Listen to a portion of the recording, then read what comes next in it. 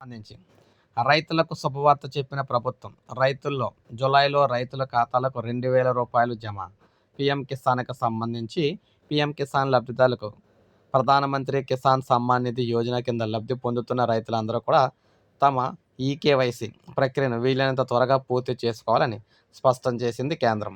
అర్హులైన రైతులకు ఎలాంటి ఆలస్యం లేకుండా ఆర్థిక సహాయం అందించేందుకు ప్రభుత్వం ఈకేవైసీని తప్పనిసరి చేసిన సంగతి తెలిసిందే. ఈ పథకం కింద అర్హులైన రైతులకు ప్రతి సంవత్సరం 6,000 ఆర్థిక సాయం అందేందుకు మనకి సాయం చేస్తూ ఉన్నారు. ఈ మొత్తాన్ని ఒక్కొక్కటి 2,000 చొప్పున 3 విడతల్లో నేరుగా లబ్ధిదారుల ఖాతాలకు జమ చేస్తూ ఉన్నారు. ప్రభుత్వం ఇప్పటివరకు 22 విడతలకు సంబంధించి నిధులు విడుదల చేసింది. సాధారణంగా ప్రతి 4 నెలల విరామం తర్వాత ఒక విడతను అక్కడ డబ్బులైతే విడుదల చేస్తూ ఉంటారు.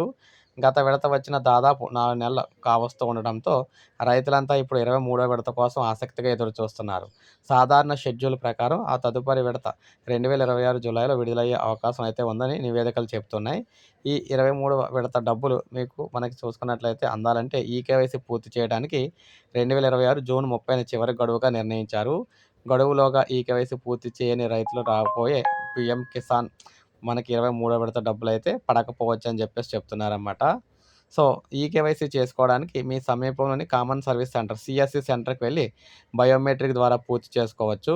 లేదా ఇంట్లోనే ఉండి అధికారిక పీఎం కిసాన్ పోర్టల్‌లో ఆన్‌లైన్‌లోనే మీ ఆధార్, ఓటీపీ సహాయంతో ఉచితంగా పూర్తి చేసుకోవచ్చు. జూన్ 30 తేదీ మీ ఈకేవైసీ పూర్తి చేసుకోవాలన్నమాట. జూన్ 30 లోపు ఈకేవైసీ పూర్తి చేసుకోకపోతే తర్వాత పీఎం కిసాన్ 23వ విడత డబ్బులనేవి రావన్నమాట.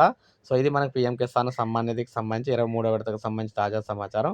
ఒక లైక్ చేయండి, సబ్స్క్రైబ్ చేసుకోవద్దు మన ఛానల్ సబ్స్క్రైబ్ చేసుకోండి.